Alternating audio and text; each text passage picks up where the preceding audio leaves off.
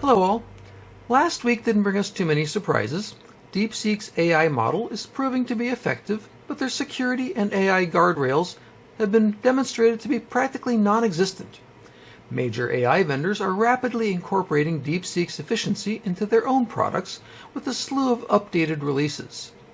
NVIDIA, which took a massive beating in the stock market when the world noticed DeepSeek AI, is now seeing a steady upward trend as investors realized that throwing NVIDIA hardware at AI is still the current best performant AI solution.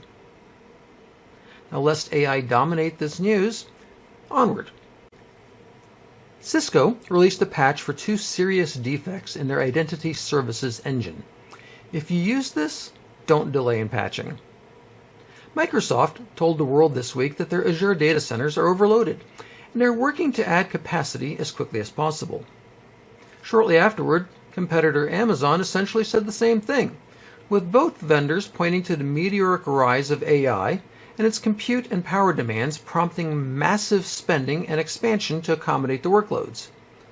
I suspect that this is why there have been some increasing issues with Microsoft 365 portals with both availability and performance lately. Microsoft's sysinternals, a stalwart tool of the cybersecurity industry, have been shown to have some zero-day vulnerabilities with their DLLs. Microsoft was made aware of this issue and has stated that the users must practice, quote, defense in depth, end quote, and this is not something they intend to fix. Netgear has released patches for critical defects in several of their Wi-Fi 6 access points. The vendor urges users to update to the latest firmware as soon as possible. Zyxel has had reports of zero-day vulnerabilities last week, and the vendor has said that the affected routers are end-of-life, despite them not being listed as such on their website, and some of the affected routers are still actively being sold online.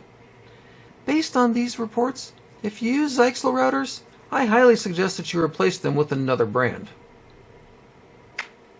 768 different common vulnerabilities and exposures listed items were exploited in 2024. That headline reinforces the drumbeat of most of us in the cybersecurity industry who are continually harping on the need for effective patching. Yes, the fact that we're deluged with a massive tsunami of defects that flood over us every month is horrific, but we can't stop patching, because when we do, our boat sinks. Prioritize the CVEs and ensure that you stay above the waterline. EvilJinx Pro is coming. At first glance, this looks like the headline should be listed in malware and vulnerabilities. However, this is a red teaming tool that's used to identify vulnerabilities so that the blue team can fix them. It'll be interesting to see what new tricks this has when it comes out later this month.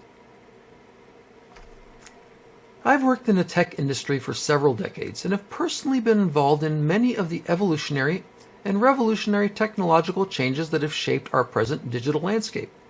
I've shepherded projects to convert from tape distribution via postal mail to networks via leased line, dial-up, frame relay, ISDN, ADSL, cable, fiber, and wireless, from mainframes to mini-computers to desktop computers to personal computers to handheld computers, and now we wear them on our wrists connected via 5G networks.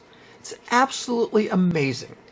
But there's always one factor that remains constant: the person that interacts with and interfaces in some form or another with the technology. And that isn't going to change anytime soon. Sure, the way that we interact will evolve. It must. Eventually, we'll tell an AI agent what we want, and it will interface with the other technology out there. But for now, the problem still exists between the keyboard and the chair, and remains firmly planted there. Keep the shields up.